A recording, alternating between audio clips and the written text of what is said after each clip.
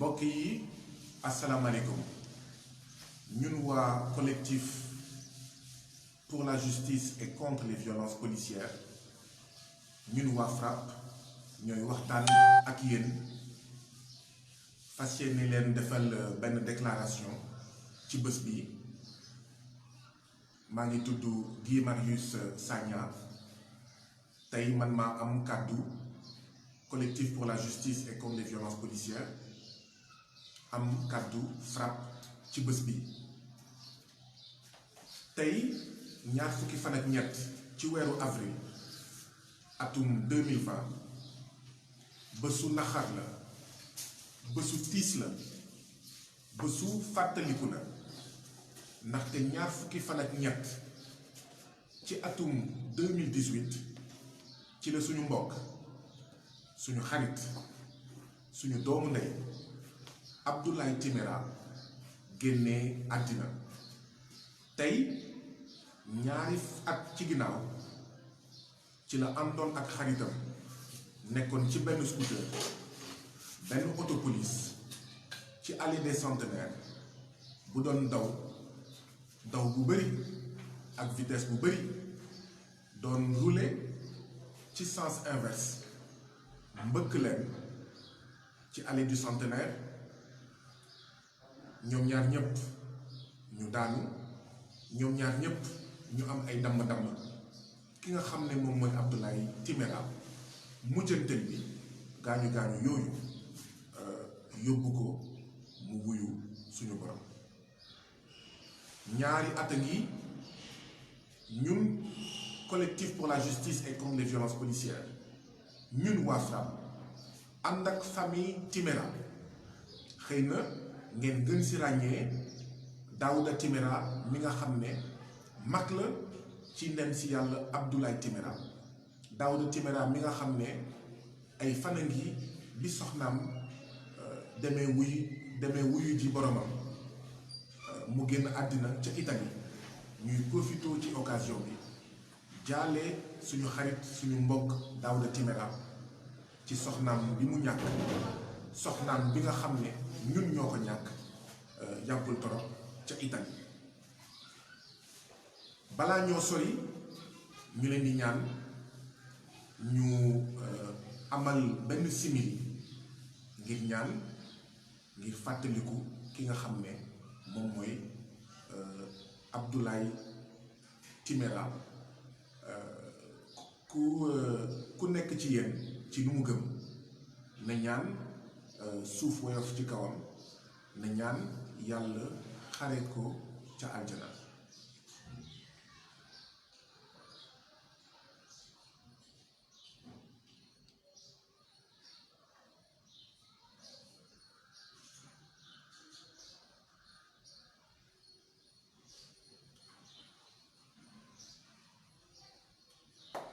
amiin jërë ngeen jëf comme ni ma ko doon waxee sànq ñaari at ci ginnaaw ci bés bi ci la autopolice commissariat 4e fële suñu mbokk Abdoulaye Timéra ak xaritam Maguette Cissé ñu nekkoon ci scooter doon daw ci allée du Centenaire autopolice bi doon daw ak vitesse bu bëri daw ci sens inverse dem fekki leen mbëkk leen bi mu leen mbëkkee suñu xarit Abdoulaye Timéra mujjee si ñàkk bakkanam muy loo xam ne ñaari at a ngi ñu ngi koy naxarlu ñaari at a ngi ñun collectif pour la justice et contre les violences policières ak FRAPP ñu ngi wax état du Sénégal ñu ngi wax justice yoonu Sénégal mu wax lan moo xewoon ñaar fukki fan ak ñett ci atum 2018 ci weeru avril mu wax li xew mu leeral li xew waaye mu def lu ñuy woowee justice maanaam yoon na def liggéeyam wax ñu li xew wax ñu ñan ñoo mbëkk Abdoulaye Timéra wax itam bu dee am na ay daan yan daan moo war a tegu ci loosu ñooñu nga xam ne ñoo def lu ñaaw loolu ñun nag li ñu jàpp mooy Abdoulaye Timéra génn na àddina ci anam yoo xam ne ñun moom la ñuy woowee violence policière waaye ay Abdoulaye Timéra bëri na Sénégal nañu fàttaliku Elimane Touré dee ca commissariat bu port ñu ne kat dafa xaru nañu fàttaliku Seck Ndiaye muy commerçant juróomi policier fekk ko ca néegam dóor ko ba mu dee ba tey jii nii xamuñu Elimane Touré ca commissariat bu port lan moo ko rey ba tey jii nii justice mënuñu wax Seck Ndiaye lan moo ko rey ñan ñoo ko rey ak ñi leen rey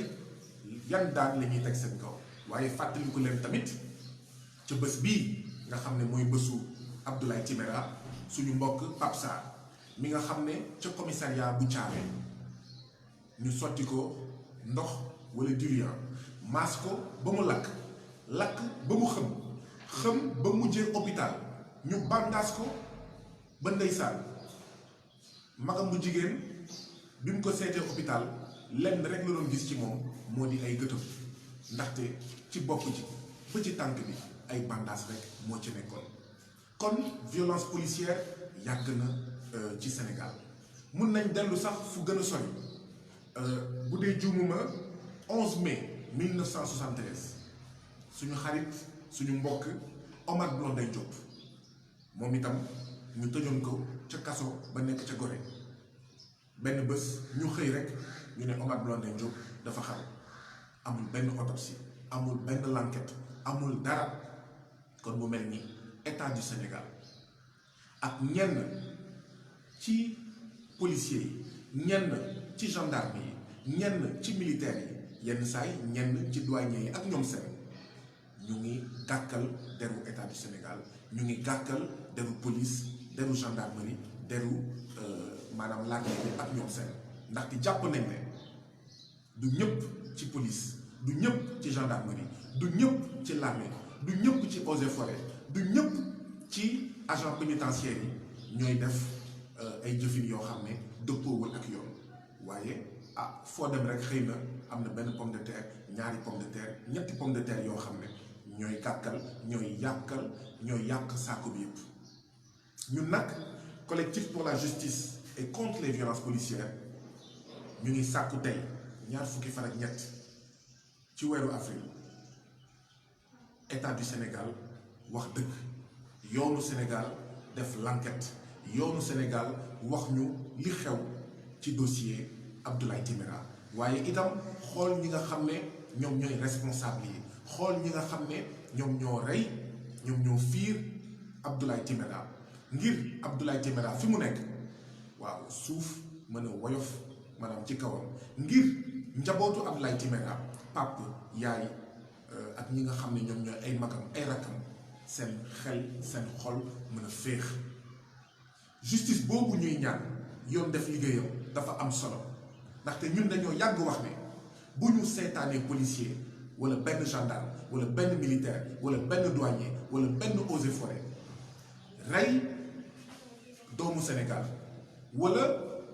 def loo xam ne du dëgg du yoon ci citoyen wala ku dul citoyen te nekk fii ci Sénégal yoon bu toogee seetaan deful dara day mel ni état du Sénégal yoon day joxe lu ñuy wax permis de tuer ndaxte day joxe lu ñuy wax impunité booy waaw yéen gendarme yi mun ngeen def lu leen neex yéen policiers yi mën ngeen def lu leen neex ñun ñoo ko rey ñun ñoo ko res du mujj fenn yéen militaires yi mën ngeen def lu leen neex ci citoyen sénégalais yi wala ku dul citoyen sénégalais ñun ñoo ko res du mujj fenn loolu nag du dëgg du yoon justice à double vitesse boobu mu mel ni kumba am ndey ak kumba amul ndey loolu la ñu wax ne dafa war a jeex ndaxte mbokk yi gis nañ fi defe naa jarbaat ci Sidiki Kaba seen gaal suux biñ doon dem wala bi ñuy jógee Ilo Sarpa waaye république Sénégal yépp demoon fële ca Soumbédioune ngir tertu ñi nga xam ne ñoom ñooy gaal googu ngir xool naka la ñuy fexee ba xam ndax jarbaatu Sidiki Kaba yàlla moom na ko am déet kon mu mel ni jarbaatu Sidiki Kaba moo ëpp solo ki nga xam ne moom mooy Abdoulaye Timéra ki nga xam ne moom mooy Seck Ndiaye ki nga xam ne moom mooy Pape Sarr ki nga xam ne moom mooy Birane Gueye ki nga xam ne moom mooy Fallou Sène ki nga xam ne moom mooy Pape Sarr wala Elimane Touré. ñu ngi fàttaliku itam ne Binta mi Camara yàlla na ko yàlla yërëm fii lañ ko defee ñaawteef fale ca Tambacounda papam di responsable ci APR gis nañ naka la république jógee naka la état jógee naka la police scientifique jógee naka la justice jógee accélérer affaire yi ñu def fast track mu mel ni dafa am doomu Sénégal yoo xam ne waaw comme ñoom dañoo bokk ci ñax bu rëy comme ñoom dañoo bokk ci APR comme ñoom seen waajur dañoo bokk ci état buñ leen defee naka su dul noonu état bi def fast track justice bi yoon def fast track maanaam barab bu fekkee nag doomu baadoolo doomu béykat doomu ouvrier waaw état bi yéexal affaire yi état bi ak yoon def kumba am ndey ak kumba amul ndey loolu lañ jàpp ne dafa war a jeex dafa war a doy ndaxte xol bu feesee jur musiba tey jii nag dëgg la bésu Abdoulaye Timéra la bésu ñépp ñi nga xam ne violence policière violence gendarmerie violence force de défense et de sécurité moom moo leen jël te ba léegi mënuñu am résultat ba léegi mënuñu am enquête ba léegi yoon deful liggéeyam ba léegi yoon mu ngi yéexal waaye itam tey ñu ngi xalaat bu baax a baax suñu mbokk suñu xarit mi nga xam ne mu ngi tuddoon Fodé Ndiaye di doomu Sénégal Fodé Ndiaye di doomu Koungheul Fodé Ndiaye mi nga xam ne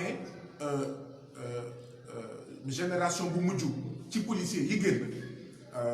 ñu ngi ko tuddee Fodé Ndiaye nekkoon policier ñu ngi fàttaliku ne ci événement M23 yi 2011 2012 ci la génnee àddina ci anam yu ñaaw ci anam yu métti ci anam yoo xam ne ñun waa collectif pour la justice et contre les violences policières ñun waa FRAPP ñu ngi naan plus jamais ça plus jamais de Fodé Ndiaye waaye plus jamais de Fodé Ndiaye li koy garantir mooy plus jamais de Abdoulaye Timéra plus jamais de Pape Sarr plus jamais de Fallou Sène plus jamais de Seck Ndiaye plus jamais de Elimane Touré ndaxte kat bu ñu toogee seetaan li muy jur mooy barke Dembo Ndiaye la ñu gis ca Kédougou mu am kenn koo xam ne force de défense et de sécurité yi ñoo ko dóor ba mu dee bu amulee justice yoon bu defulee liggéeyam day def li ma doon woowee sànq permis de tuer moo indi yàggul torop ca Fatick gis nañ fa ñii di dawal Jakarta waaw wane seen bopp ndax kenn ci ñoom waaw yàlla daf ko mujjee moom waaye jaarale ko ci policiers yi nga xam ne ñoom ñoo fa nekk kon impunité baaxul kon ñàkk justice baaxul kon ñàkk leeral baaxul kon justice mu mel ni dañ ko tënk dañ ko jatan baaxul ndaxte tey Pape Sarr la tey Abdoulaye Timéra la tey Elimane Touré la waaye suba mën na nekk man suba mën na nekk Fatima suba mën na nekk Souleymane Ndjim suba mën na nekk Pape Laye suba mën na nekk Doudou suba mën na nekk Mani suba mën na nekk Abdou suba mën na nekk Jeanne mbaa Louise kon bu ñuy seetaan impunité force de défense et de sécurité yi ñuy def lu leen neex li mu nar a jur mooy ñun ñëpp on est en sursis maanaam ñun ñëpp li dal Abdoulaye Timéra mën na dal ku nekk ci Sénégal moo tax ñuy dellu di waxaat état du Sénégal ministre de l'intérieur na xoolaat ni muy formé force de défense et de sécurité yi da ngay dugg gendarmerie da ngay dugg police ñu naan la looy def fii dañ lay yuuxu dañ lay gëdd boo moytu ñu saaga la boo moytu ñu mbett la seetaan yu ñuy seetaan yuuxu yi saaga yi mbécc yi ci poste de police yi ak ci biti mooy jur finalement ay doomu aadama ñu dee ay doomu aadama ñu rey leen kon nañu fexe ba loolu bañ fee am kon nañu fexe en fait ba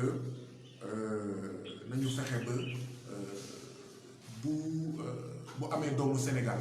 wala koo xam ne mu ngi Sénégal te violence policière moom ko nañu fexe leeral ñii di def politique nag muy président Macky Sall ak ñi mu àndal seeni calcul ñun waa collectif pour la justice et contre les violences policières ak ñun waa FRAPP calcul yu ñuy calcul nañ ko bàyyi ndaxte seen calcul mooy bëgguñu sanctionner policier bu rey doomu aadama ndaxte buñ ko sanctionné ëllëg buñ ko yóbbuwee ngir mu réprimer manifestation du ko mun def parce que day ragal mu manifestation bi rombee ñu yóbbu ko justice. seeni calcul mooy bu ñu sanctionné gendarme wala militaire ëllëg bu askan wi génnee ci mbedd bi di xeex yokkute courant yi wala di xeex yokkute njëkk li di xeex yokkute dund li wala di xeex leneen ak leneen duñ leen yónnee ngir ñu maate comme kilifa boobu nu mu ko doon waxee maate askan wi dóor askan wi waaw policiers yooyu militaires yooyu dinañ am jafe-jafe def naka su dul noonu ndaxte dañuy ragal ñu yóbbu leen justice. kon calcul yooyu nañ ko bàyyi waaw njabootu Abdoulaye Timéra am nañ sañ-sañ am yoon am nañ sañ-sañ xam li xew am nañ sañ-sañ am justice naka noonu njabootu Pape Sarr naka noonu njabootu Elimane Touré naka noonu njabootu Birane Gaye naka noonu njabootu Fallou Sène naka noonu njabootu ki nga xam ne moom mooy Seck Ndiaye ñuy profité tamit ci bés bi ngir wax suñu takk der policier gendarme militaire douanier eaux et forêt nekk askan wi ngeen di liggéeyal ñii fi nekk dañu fal leen suba dañ fiy jóge yenn fii des bu leen nangu benn ordre boo xam ne dëppoowul ak yoon def leen liggéey bu ngeen waree jàpp leen bu ngeen waree tëye leen bu ngeen naree wax leen waaye saaga bokku ci mbéj bokku ci yuuxu ak gëdd bokku ci rey bokku ci yéen askan wi moo leen di fay ak seeni lempo ak seeni taxe ñu si profito ngir jaajëfal policiers yi gendarme yi militaires yi nga xam ne jamono jii ñu nekk muy jamono mbas mi jamono coronavirus ñu ngi def liggéey bu am solo di daanale di wax ne askan wi mbokk yi ñuy déglu nañu sàmmoonteeg digalu kër docteur nañu respecté digalu kër docteur ngir bañ a lawal mbas mi ngir bañ a lawal coronavirus waaye tamit nañu sàmmoonteeg couvre-feu bi waaw dóor dàqe yi ak policiers yi ak gendarme ak militaires yi nañ ko bàyyi ndaxte muy waa kër docteur muy policier gendarme ak militaire ñun la ñuy liggéeyal kon gàcce ngaalaama yéen mi nekk ci l'hôpital gàcce ngaalaama yéen mi takk der yi ñi ñuy aar nañu fexe ba déggoo nañu fexe ba ànd nañu fexe ba liggéey bi jaar yoon na rafet jërë ngeen jëf.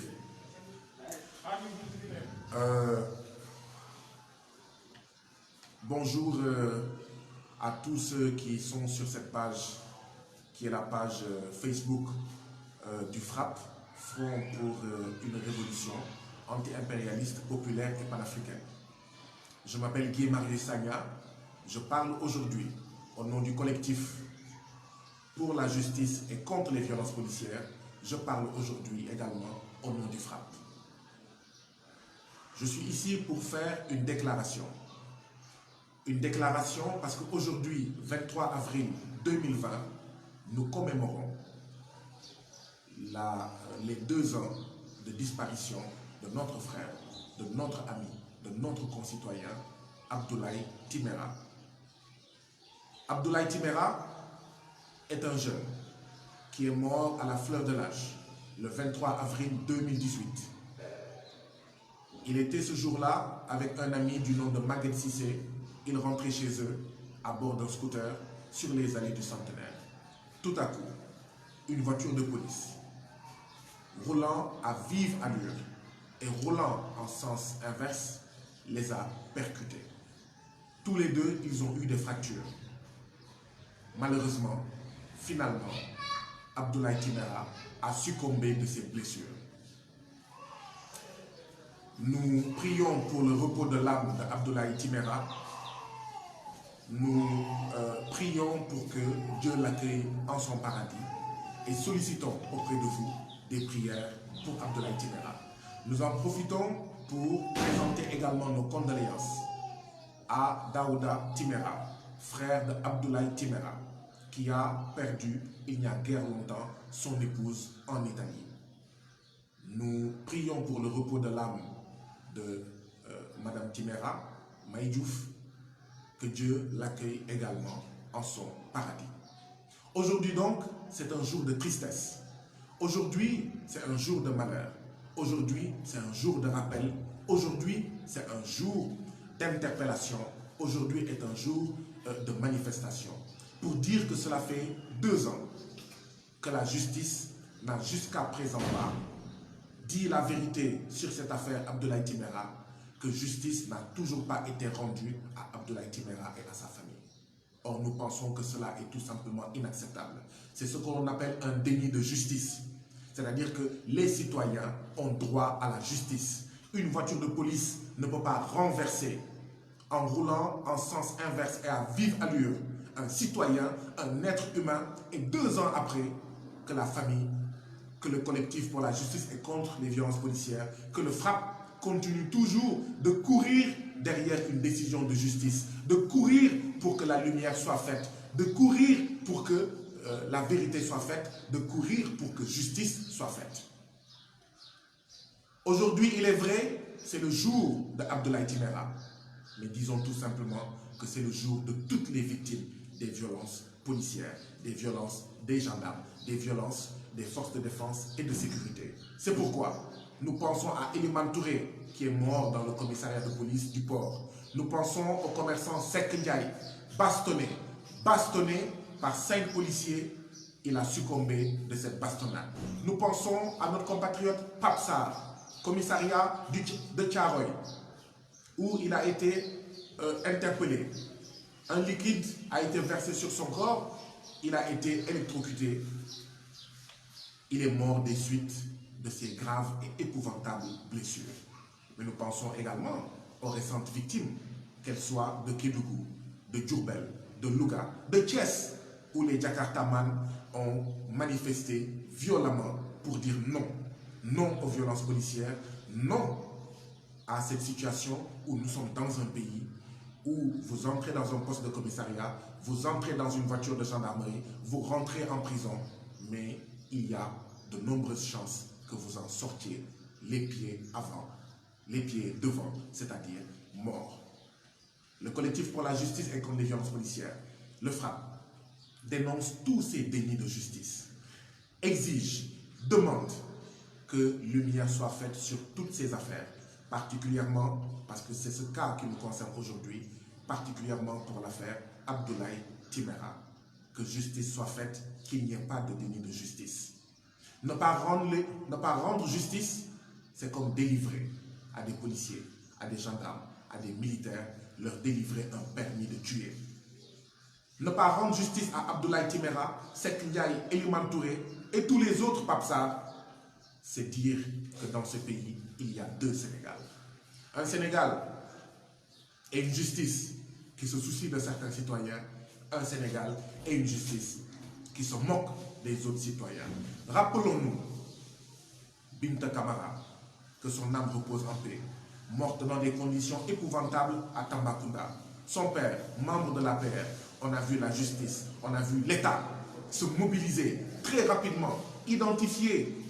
le présumé meurtrier, l'arrêter. Il est aujourd'hui emprisonné. Est-ce qu'il y a un Sénégal pour Binta Camara et un Sénégal pour Abdoulaye Timéra, un Sénégal pour Eliman Touré? Rappelons-nous récemment la pirogue qui a chaviré de retour de l'île au Sarpa. Il me semble qu'il y avait une nièce du ministre Sidiki Kaba qui était dans ce bateau, dans cette pirogue-là. Toute la République,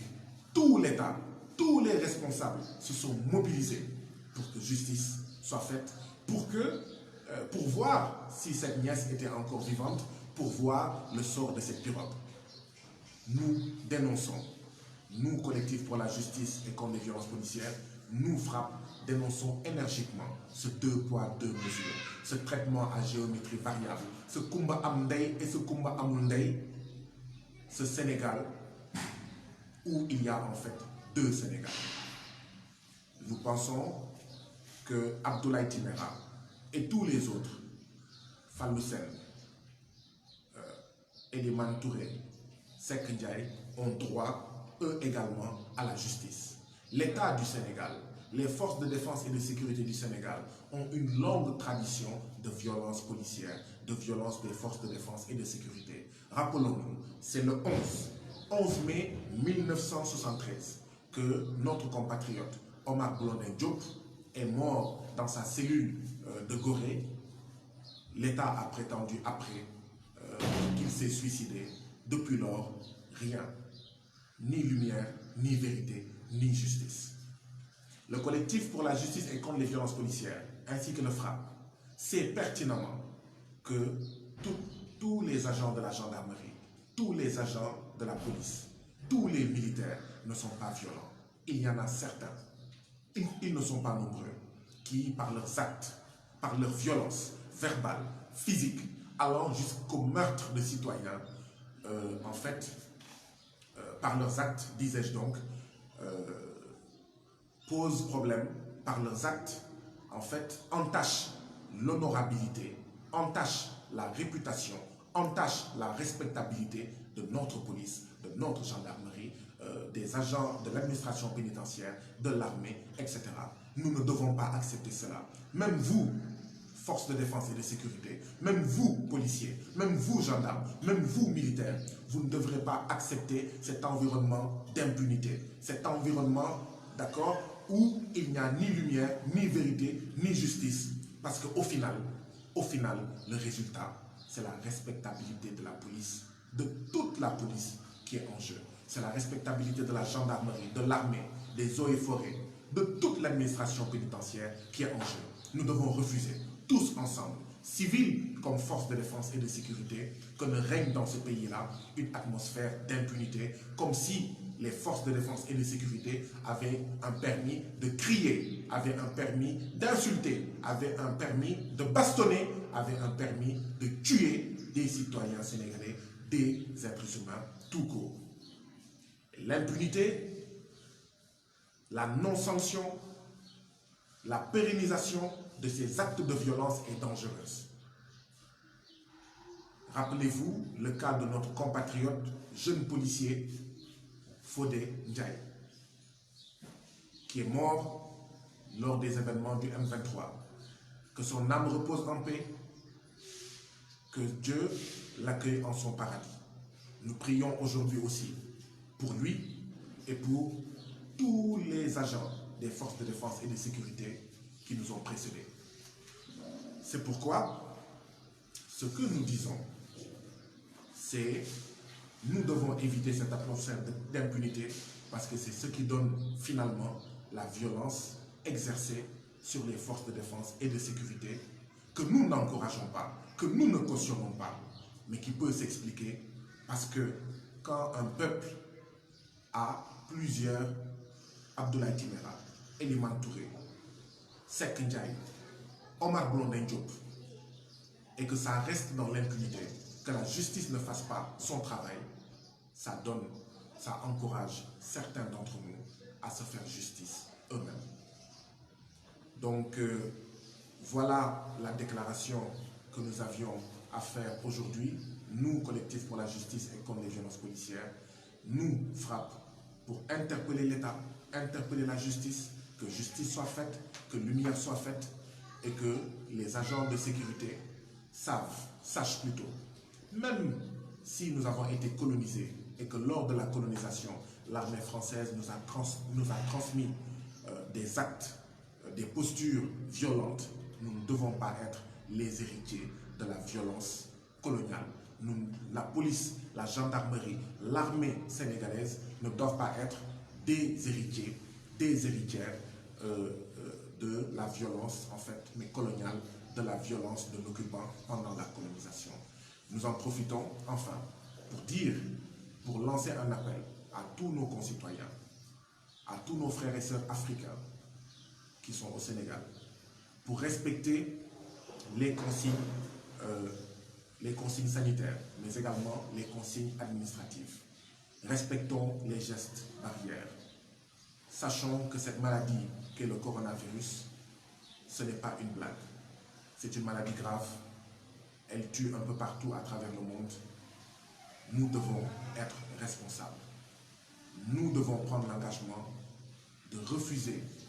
d'être un maillon de la chaîne de transmission du coronavirus. Mais respectons également le couvre-feu.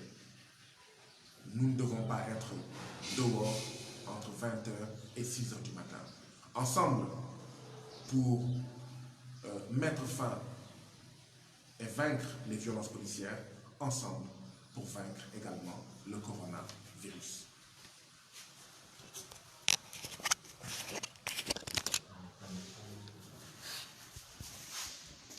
Nous vous invitons donc à faire comme moi. Respectons les gestes barrières.